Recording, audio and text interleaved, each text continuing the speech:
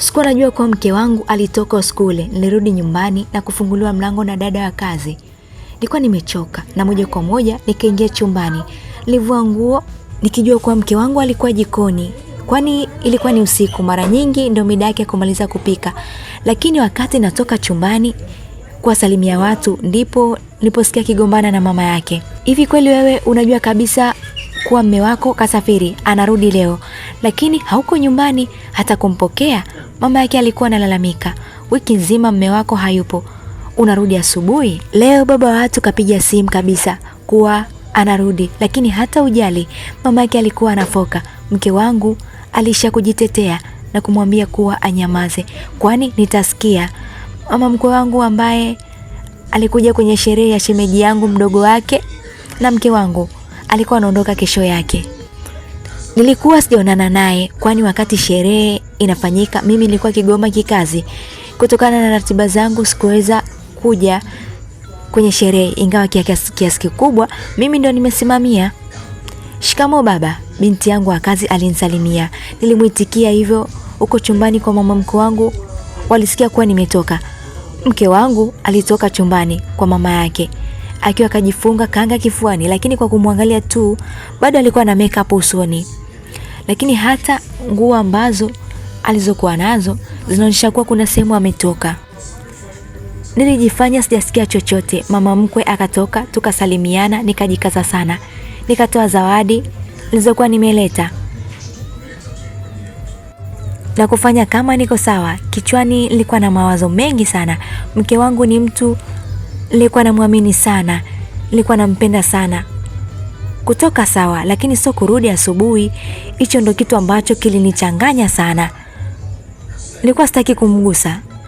Nilikuwa hata sina hamnaye kabisa. Nilikuwa nimechoka, lakini nilitaka kumpima. Nimechoka mume wangu, sijisikii, aliniambia wakati namshika. Nataka kufanya naye mapenzi. Umefanya nini mchana kutwa nzima mpaka umechoka hivi? Ina maana hujanimisi? Nilimuuliza. We nawe, si nimekwambia nimechoka? Kwani lazima kila siku kufanya? Alinijibu kwa ukali kidogo. Akageuka pembeni.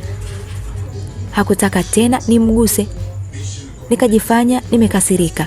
Hatukuongeleshana tena mpaka asubuhi. Siku nzima sikulala. Akili yangu ilikuwa inawaza mambo mengi.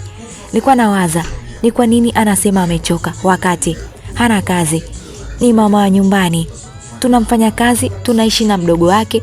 Mama yake alikuwepo, kuna kazi gani hapa ilomchosha? Niliwaza sana, alikuwa anaenda wapi? Lakini sikupata jibu, ingawa sikuwa na ratiba ya kumfuatilia mke wangu. Lakini baada ya siku ile nilianza kumfuatilia. Kwanza katika simu ambayo sikugundua chochote, lakini pili katika maisha yake ya kawaida. Mimi ni mfanya kazi, lakini pia nafanya biashara. Kutokana na kazi zangu mara nyingi nakuwa busy sana. Pia nakuwa ni mtu mwenye kusafiri sana. Kwa maana hiyo nakuwa na muda mchache sana wa kuwa na familia. Pamoja na yote hayo lakini najitahidi sana kila nafasi ninayopata ya kuwa na mke wangu basi naitumia vizuri. Namtoa out, namhudumia kwa kila kitu, namjali. Wanangu ingawa wanasoma bweni lakini nikipata muda na watembelea. Najitahidi kumridhisha mke wangu. Na ni mtu ambaye namsikiliza sana. Sikupenda mke wangu kukaa nyumbani na kuwa mama wa nyumbani, ndio sababu ya kufungua biashara. Lakini tatizo likawa kwenye usimamizi. Ukimuacha kwenye biashara basi haichukui miezi itakuwa imekufa. Baada ya kuona hivyo nikajua kwamba ni kitu ambacho hakipendi, basi niliamua kumuacha awe mama wa nyumbani. Nilimfuatilia kwa muda bila kugundua chochote. Siku moja niliaga na safiri. Sikuwa na safiri lakini nilitaka kujua kama mke wangu nikisafiri huwa anatoka anaenda wapi. Niliaga naenda Mwanza lakini sikwenda. Nitafuta chumba nikapumzika sehemu. Nilikaa siku ya kwanza, kesho yake nikarudi nyumbani. Mke wangu sikumkuta. Sikumuulizia, nikajifanya kama najua alipokuwa. Nilichokifanya ni kuongea naye kwenye simu. Wakati mdogo wake na binti wa kazi yupo. Nilijua kuwa ameondoka. Kuna uwezekano kaaga uongo kuwa kuna sehemu kaenda au hajaaga. Hivyo ningeuliza basi wangempigia simu na kumwambia kuwa baba kaja na kuulizia. Lakini kwa kuwa kimya na kuongea naye kwenye simu wakati watoto wapo, basi wangeamini kuwa mimi najua alipo, hivyo wasingehangaika kumwambia. Kweli mbinu hiyo nilifanyia kazi. Nilikaa kama wiki moja pale nyumbani na mke wangu alirudi siku ambayo nilisema kuwa narudi, ndio alirudi. Niliumia sana, lakini sikumuuliza kitu chochote. Nilikaa kimya. Alijishaua sana. Mimi nilibaki kimya tu.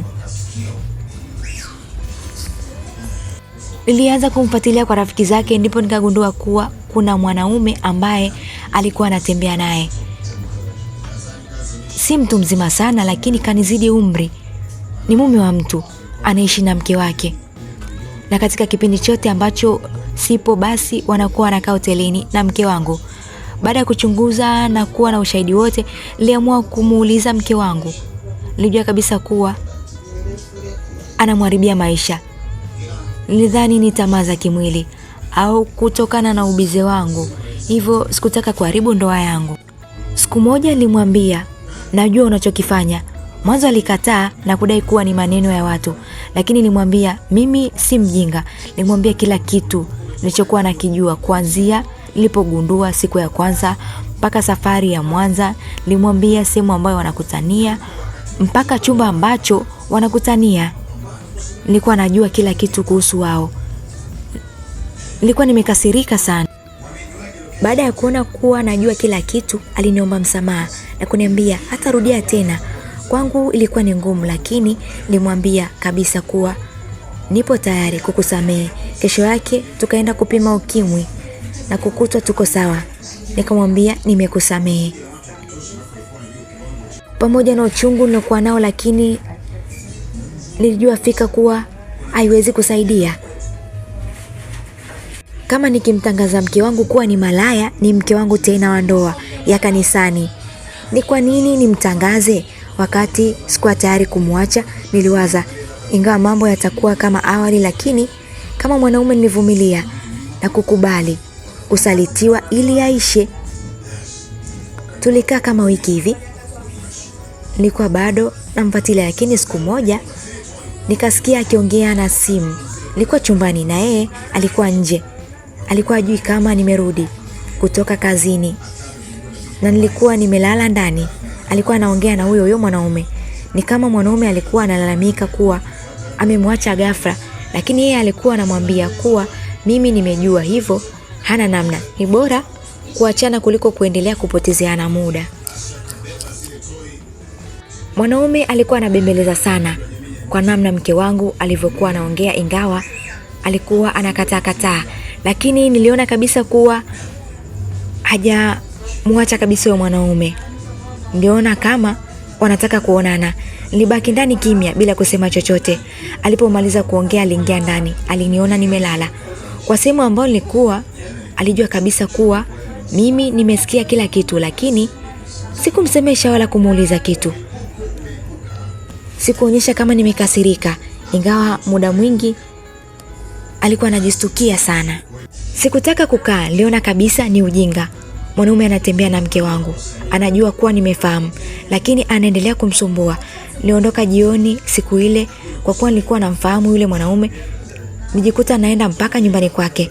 Niligonga mlango na kufunguliwa na mke wake. Nilijitambulisha kama rafiki wa mume wake. Alinikaribisha vizuri. Yule jamaa alikuwa ndani. Kwa namna nilivyomuona ni kama alikuwa hanifahamu. Alikuwa anatembea na mke wangu na alikuwa anijui. Alinisalimia na yeye. Baada ya salamu nilimuomba tuongee nje kidogo. Nilitoka mpaka nje. Nilipokuwa nimepaki gari yangu, hapo ndipo nilijitambulisha vizuri na kumwambia kuwa mimi ni nani. Alishangaa kuniona, alijua kuwa nimekuja kishari. Na nilivyoona lisi tu mke wangu alikuwa kaniponda sana, kana kwamba alikuwa anaongea huyu mwanaume kwamba mimi ni mtu mjinga. Alishangaa kuniona kwa bado ni kijana na nina nguvu na najielewa. Aliniongelesha maneno mengi sana, lakini nilimwambia kuwa sikuenda kwa ugomvi, nimeenda kumwambia aachane na mke wangu. kwa kuwa ni familia yangu na siwezi kuona ndoa yangu inaharibika. Wewe ni mwanaume, umeoa na unaonekana una familia nzuri. Sidhani kama utafurahi kama mtu akija kuvunja familia yako. Una watoto, unafikiria mtu akiharibu familia yako watoto wataishije? Nilimuuliza. Nilibaki kimya. Alibaki kimya. Aliishia kuniomba msamaha na kuniambia kuwa ataachana na mke wangu na hatamsumbua. Alidanganya. Aliniambia kuwa mke wangu eti kamwambia tumeachana, mimi nina wanawake wengi, mambo kibao. Nilikuwa na hasira sana, sikutaka kuongea sana. Nilimuonya tu kuwa achana na mke wangu. Baada ya hapo niliingia kwenye gari na kuondoka. Ile nafika tu nyumbani nakuta mke wangu kakasirika. Anaanza kulalamika kuwa mimi namdhalilisha, namtangaza kwa watu kuwa ana wanaume wengi. Nimemdhalilisha kwenda kwa huyo mwanaume. Nilijua kabisa wanawasiliana na huyo mwanaume. Nikamnyang'anya simu yake na kukuta kweli walikuwa anachati naye. Yule fala wako kaja kunitishia, anasema kuwa nikuache. Na kuonea huruma, hivi unashije na mwanaume kama huyo? Ndio message ambayo yule jamaa yake alimtumia. Walibishana mara 2, mara ya 3, message nyingi zote zilikuwa za matusi tu. Lakini sikujali, nilimwambia nataka uachane naye ili uendelee na ndoa yako. Mke wangu alinitikia kuwa ataachana naye, lakini bado alikuwa analaumu mimi kuwa nimemdhalilisha kwenda kuonana na mchepuko wake. Mimi sikujali, ili mradi nishamwambia basi aachane na huyo mtu. Kesho yake niliendelea na mambo yangu kama kawaida, lakini nikiwa ofisini nilikuwa sina hili wala lile. Mke wangu alinitumia message kuwa anataka tuongee. Kabla sijajibu iliingia message nyingine. Nimechoka, siwezi kuishi tena na we. Mimi naona kila mtu achukue ustarabu wake. Nataka tuachane, tugawane mali. Nilikukuta una kitu. Hizi mali zote tumechuma wote. Watoto nakaa nao mimi. Ila sitaki tena kuendelea kuishi na wewe. Umenipotezea muda wangu mwingi sana wewe. Sikutaki, tena sikuhitaji. Nataka uhuru wangu. Mimi najua kuwa tu sijui kuacha. Nilimjibu mke wangu kwa kifupi. Alinitumia magazeti ya message, lakini sikusoma wala sikujibu. Niliona kama vile nachanganyikiwa. Kwanza sikuona kosa lolote la yeye kusema kuwa ananiacha. Lakini pili, hata kama ungekuwa na kosa, lakini tuna watoto. Hivi ni kwa namna gani mwanamke anaweza kuamua tu kuvunja ndoa yake kwa namna ile? Kama ni hasira, kama ni kumwacha, nilipaswa nimwache mimi. Kwani mimi ndio nilimfumania na kujua kuwa ana mwanaume mwingine. Nilitaka kufanya kazi, lakini kichwa hakikuwa sawa kabisa. Kila kitu nilichokuwa nikigusa niliona akiende. Niliwacha gari nikarudi nyumbani. Nilimkuta mke wangu kaja tele. Sikutaka kuongea naye. Niliingia chumbani nikajipumzisha. Lakini hata sikukaa sana, alikuja kunifuata. Ina maana unanidharau? Alianza kuongea. Nilikuwa nimejilaza kitandani, nilinyanyuka na kukaa na kumwambia, "Akae tuongee, hakuna cha kuongea hapa. Mimi nataka talaka yangu. Kama huwezi kunipa basi ninajua pa kuanzia. Si kila siku unaniona mjinga, nimechoka mimi, sikutaki." Aliongea kwa hasira, pamoja na hasira zote nilizokuwa nazo, lakini niliona haitasaidia. Nikajishusha na kumuuliza kistaarabu, "Tatizo nini? Mbona kama mambo madogo unataka yawe makubwa?" Eti vitu vinaweza kuongeleka hivi? Kama ni kukuchepuka, mimi nimekusamehe. Wewe ni binadamu, najua umepitiwa, lakini tuna watoto. Hivi tunatengeneza picha gani kwa umri huu kuanza kukimbizana kwenye talaka? Nilimwambia kwa upole kabisa, lakini hakusikiliza. Alifoka na kutishia kufanya chochote. Aliniambia kuwa kama ni talaka nitampa na mali tutagawana nusu kwa nusu, kwani hata yeye alishiriki kuchuma. Usinione nilikuwa nyumbani wakati unasafiri huko. Nani alikuwa anahangaika na watoto? Nani alikuwa anahangaika na mafundi? Na kuambia tutagawana upende usipende, aliniambia mke wangu. Kwa namna alivyokuwa anaongea, aliona kikwazo ni mali. Labda anaona kwa kuwa vitu vingi vina majina yangu, basi ndio yeye anataka kusema kweli labda ni kosa nilifanya. Sikufanya kwa makusudi, niliandika kila kitu kwa jina langu. Hapana, niliandika tu na sikuwahi kufikiria kuwa hiki ni changu, hiki ni cha mke wangu au nitamdhulumu. Mimi nimelelewa katika familia ambayo baba alikuwa na michepuko mingi, yani alikuwa na wanawake wengi wa nje. Nilikuwa naijua michepuko mingi ya baba, nilikuwa naona jinsi ambavyo mama yangu anateseka. Pamoja na kwamba mama alikuwa anaficha, lakini kama mtoto wa kiume wa kwanza nilikuwa naona tangu nikiwa mdogo. Niliapa mke wangu hatakuja kuteseka. Sikutaka wanangu wapitie mateso ambayo nimepitia mimi. Kufikiria kwamba mke wangu anaweza kudhani labda nimeandika majina ya nyumba zote na biashara kwa kuwa nataka kumdhulumu. Nilinyanyuka na kwenda kabatini, nilitoa dokumenti zote za nyumba zangu na kumkabidhi. Nikamwambia, chagua nyumba ipi ni kuandike jina lako, chagua hata 2 niandike. Hizi mali zote natafuta kwa ajili ya wanangu, si kwa ajili ya mama yangu wala ndugu zangu. Nilifanya majukumu yangu kuwasomesha, nilishamjengea mama yangu. Sina deni tena kwao. Deni pekee nilokuwa nalo ni kwako wewe mke wangu na wanangu. Kama unaona nahitaji kubaki na mali zangu basi, kama unaona sihitaji basi chukua, lakini siwezi kukupa talaka na kuacha wanangu waende kulelewa na mwanaume mwingine. Hapana, bora nife lakini siko tayari. Nilimwambia nilikuwa na maanisha kwa namna mke wangu alivyokuwa pamoja na kunikosea, lakini nililazimika kuwa mtu mzima na kujishusha. Si kwamba sikuwa na hasira, hapana, nilikuwa nazo tena nyingi sana, lakini nilijua hata nikivimba na kupasuka isingesaidia kitu. Hivi tunagawana mahakamani, nikisha kuacha, nimeshakwambia sikutaki, basi nakwambia nataka talaka yangu, utanipa, uamue mwenyewe. Sikutaki. Kwa nini uelewi? Aliongea kwa hasira.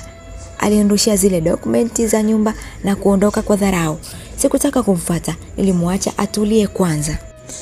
Hatukuongelea lile swala kwa wiki 2 hivi. Nilijua mambo yamepita, lakini siku moja nilipigiwa simu na mama mkwe wangu. Muda kidogo ulipita tangu kuonana naye. Kwa kweli sikuwa na mazoea ya ukaribu sana na mama mkwe wangu. Mara nyingi maongezi yetu yalikuwa ni pale ambapo ananipigia na kuniomba pesa na mtumia basi. Hatukugombana, lakini hatukuwa karibu kihivyo. Tangu tulikorofishana na mke wangu nilikuwa sijaongea naye kwa kuwa nilikuwa sijamwambia chochote. Nilijua ni salamu kama kawaida au kumtumia pesa kama kawaida yake. Kama umemchoka mwanangu, naomba umlete. Umemkuta mwanangu akiwa mzima kabisa, nimemtunza kwa shida. Viela vyako visikufanye utudharau, au kwa kuwa na kupigia simu kukuomba pesa ndo unaleta dharau, ukadhani sisi ni maskini kihivyo. Mama mkwe wangu alianza kwa matusi, hakuitikia hata salamu ambayo nimempatia.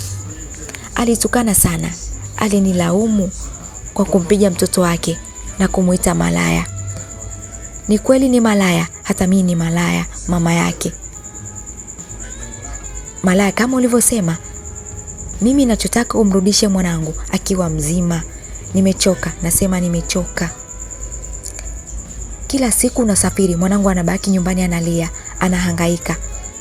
Nimekuja kwako, nimekaa wiki nzima, nimerudi siku moja eti unamtukana mwanangu, unamwambia ni malaya. Haya, malaya na mimi nimekukosea nini? Unamwambia malaya kama mama yake kweli? Mama mkwe alikuwa anaongea bila breki, maneno yake yalinichoma kwani ilikuwa ni uongo mtupu. Alionekana kuwa kuna mambo ambayo mke wangu alimpigia simu na kumwambia. Alimpigia simu na kumwambia kuwa nimemuita malaya. Na kikubwa zaidi kilichoniumiza mama mkwe wangu ni mimi kumtukana yeye kwa kumwambia mke wangu kuwa ni malaya kama mama yake. Ni kitu ambacho hata mimi kinaniumiza, kwani yule mama alikuwa ni sawa na mama yangu mzazi. Hakuna kitu ambacho ningefanya yani nimuite malaya mke wangu mwenyewe, eti nimemuita malaya. Japokuwa kachipuka kanisa lakini sikuthubutu kumtukana wala kumtangazia kwa watu. Pamoja na yote hayo, lakini nilikuwa bado ni mama watoto wangu. Hakuna namna ambavyo ningeweza kumbadilisha au kubadilisha mwanamke mwingine eti nimuite malaya. achilia mbali mama watoto wangu. Nadhani kinachoniumiza zaidi ni mama mkwe wangu. Ile hali ya kuwa kwamba anasema nimemuita malaya. Mama mkwe wangu ana watoto 5 ambao alizaa na baba tofauti. 2 alizaa na baba mmoja na wengine alizaa na baba tofauti yao. Nadhani hicho kitu cha kuzaa na baba tofauti kilimuumiza na kufanya kuwa amwamini mwanae kiurahisi. Nilijaribu kumuelezea sana lakini haikusaidia. Ni kama nilikuwa natwanga maji kwenye kinu. Siku zote nilikuwa na mtoto mwema, una heshima. Nilikuwa namuona mwanangu labda ndio mwenye matatizo. Nilikuona ni mstaarabu sana, lakini kumbe wewe ndio mwenye makosa. Lakini kwa mambo uliyomfanyia basi mpe talaka yake, muache. Na tuache sisi na umalaya wetu. Tena na watoto akuachie. Kwa kuwa si hatuwezi kulea, basi utawalea wewe kwa sababu sisi tunaweza tukawafundisha umalaya. Mama mkwe aliniambia hivyo. Aliongea sana. Wakati anaongea nilijikuta natokwa na machozi. Mke wangu alikuwa amenisaliti. Kuna mambo mengi navumilia kwenye ndoa, lakini niliumia. Nilijaribu kumuomba msamaha lakini hakunisikiliza. Aliongea mpaka akalia. Uchungu nilokuwa naupata nilizidi kumuomba msamaha, ingawa hata sikujua kosa langu ilikuwa nini. Mwisho nilishindwa kuvumilia, nikakata simu. Nakumbuka ilikuwa ni mchana. Nilikuwa nakaribia kuingia kwenye kikao. Baada ya kuongea na mama mkwe wangu, nilikuwa siwezi kufanya chochote. Nilipigia simu sekretari wangu na kumwambia kuwa siwezi kwenda tena kwenye kikao. Nilimwambia atafute mtu mwingine wa kuniwakilisha. Na mgeni yote akija basi amwambie mimi sipo. Nilifunga mlango na kuingia ndani. Kusema kweli sikuwahi kulia katika maisha yangu. Nilikaa na kulia kama masaa 2. Kila nikijaribu kutulia sauti haitoki kabisa. Yaani machozi ndo yanatoka. Nikikumbuka pia sauti ya mama mkwe ndo nazidi kulia. Baada ya kama masaa 2 nijifuta na kutoka. Sikuongea na mtu. Nilitoka na kuelekea nyumbani. Sikumkuta mke wangu, nilimkuta binti wa kazi na mdogo wake. Sikuuliza chochote. Walinisalimia nikawaitikia kisha nikaingia zangu chumbani. Nilikaa mpaka jioni. Sikumuona mke wangu, alirudi kwenye mida ya saa 3 usiku. Sikutaka kumuuliza alikuwa wapi, maana mimi nilikuwa nishakula chakula cha usiku. Na nimeoga kabisa nikaingia zangu ndani kulala. Umenifanyia mambo mengi sana mke wangu, lakini hili sidhani kama anaweza kukusamehe. Niliweza kumwambia, hakujibu chochote, ingawa alijua kabisa alikosea na nilijua kabisa yupo macho, lakini hakujibu. Nilijiongelesha sana. Niliongea kwa uchungu namna ambavyo nimeumia kutokana na maneno yake ambayo alikuwa anamwambia mamake na jinsi nilivyoumia, lakini hakujali. Alilala usingizi mpaka asubuhi. Niliondoka na kwenda kazini na mke wangu hakunisemesha. Ile nafika kazini tu message yake ikaingia. Kama imekuchoma basi nipe talaka yangu. Kwa taarifa yako nitafanya makubwa zaidi ya haya. Nipe talaka yangu kabla sijasababisha makubwa zaidi ya haya.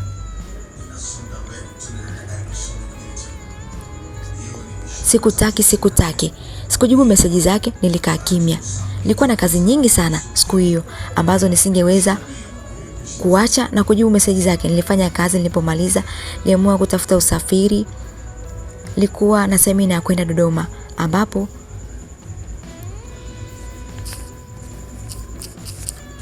nilirudi nyumbani na kujiandaa. Niliondoka siku hiyo hiyo. Mpaka wakati huo nilikuwa sijamwambia mtu yoyote kuhusiana na matatizo yangu na mke wangu, kwa kuwa nilikuwa najua upendo upo tu na hivi vitu ni vya kupita. Kwa nini nimdhalilisha wakati sina mpango wa kumwacha? Niliwaza. Nilienda Dodoma na kukaa wiki nzima.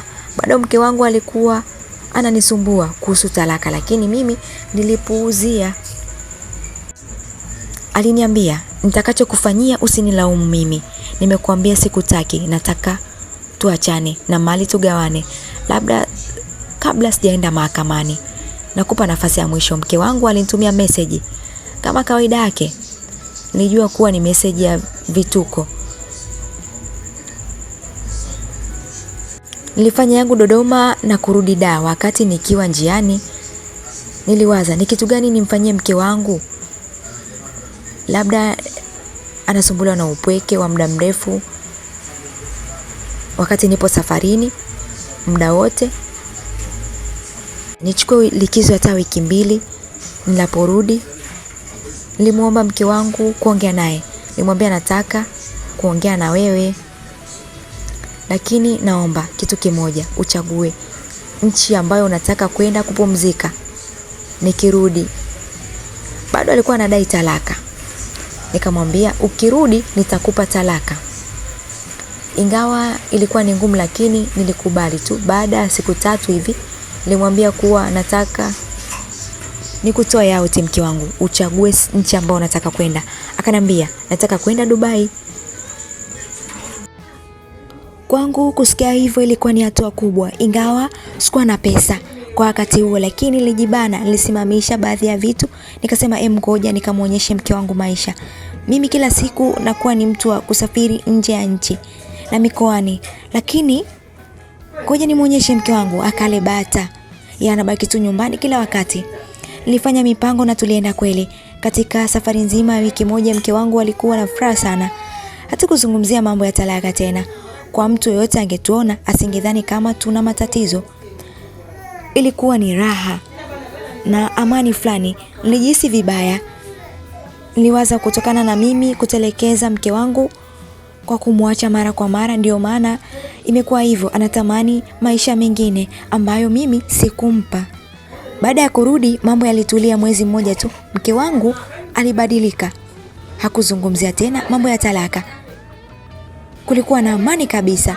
Lakini siku moja usiku tumelala, mara mke wangu akaniambia, unajua sikuelewi. Aliniuliza nikiwa usingizini. Nilikuwa na usingizi sana, hata sikujua alikuwa anazungumzia nini. Nilimwambia aache tulale, lakini hakuwa tayari. Alizidisha maswali. Aliniambia uliniambia tukirudi unanipa talaka, lakini sasa hivi ni mwezi. Umejifanya umesahau au unafikiri nakutaka tena? Kisa umenipeleka Dubai kwa taarifa yako. Tukiachana na chukua mali na nitaenda mwenyewe. Safari zangu sio safari za kulazimishana. Nilimsihi basi hata aache tulale mpaka kesho yake, lakini aligoma. Alikuwa serious kuwa anataka talaka. Mimi niligoma kutoa na kumwambia kuwa kama unataka talaka basi anze yeye mchakato.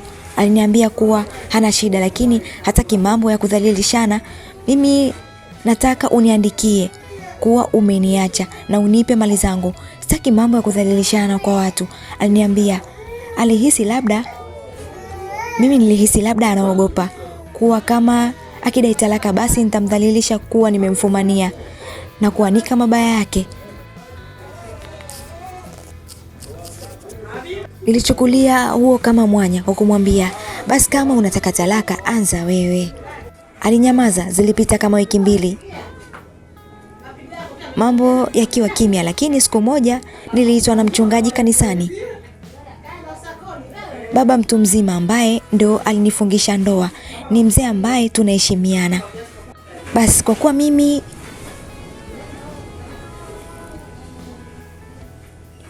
ni mchungaji mkubwa wa ujenzi wa kanisa, basi nilikuwa naitwa kwa mambo ya kanisa. Nilienda na kumsalimia. Alinikaribisha ofisini kwake. Baada ya kuongea mambo ya hapa na pale, mwisho akaniambia kuwa mke wako amekuja kulalamika, anataka talaka. Stuka, lakini sikumuonyesha. Mpaka wakati huo ndo nilikuwa nastuka kuona kumbe kweli mke wangu alikuwa serious. Kijasho chembamba kilinitoka. Nilikuwa nashindwa naanzia wapi. Mchungaji aliongea mambo mengi kuhusiana na ndoa, maadili, mambo kama hayo. Baada ya kumaliza aliendelea kuniuliza na kuniambia sababu ya kutaka kuachana na mke wangu mimi. Aliniangalia kwa wasiwasi na aibu. Alinama chini na mimi nilimuuliza. Kwa kuwa yeye alikuwa anafikiria kuniambia sababu ya kuachana na mke wangu, nilimwambia, amekuambia sababu nini ya kuachana na mimi? Mwanangu, hizo sababu za mke wako ndo zinanichanganya. Si hukumu, lakini hata mimi kama usipobadilika naweza hata kukubaliana na mke wako. kanisa alitoi talaka, lakini kwa unachokifanya ndio maana Mungu aliangamiza dunia kwa mambo hayo unayofanya wewe. Aliongea kwa sauti ya juu kidogo. Nilistuka, kwani anaonekana kama mke wangu kaenda kwa mchungaji na kunigeuzia kibao. Nilimuuliza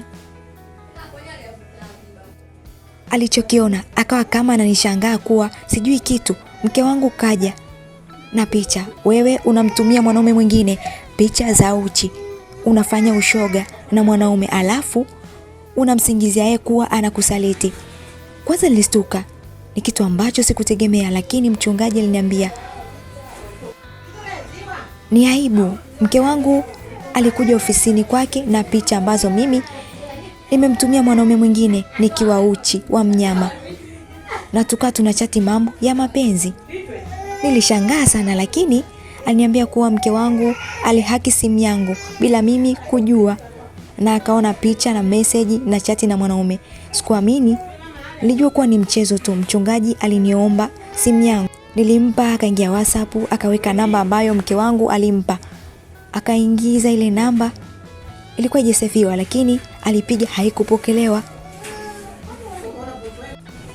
Kilichotokea ni kama kuna mtu alichati na hiyo namba, na kulikuwa na message nyingi za mapenzi, na alionekana kama mimi ndo na chati na mwanaume mwingine, namtumia picha, naongea mambo ya kufurahi kufanya mapenzi naye ananitumia picha za mambo yake. Ilikuwa ni simu yangu, message zipo wala hazijafutwa. Inaonekana ni za muda mrefu tangu kipindi tupo Dubai. Sema kweli nilishindwa hata cha kumwambia mchungaji, kwani si mimi nilikuwa na chati na huyo mtu, ila kila kitu tayari kilikuwa katika simu yangu.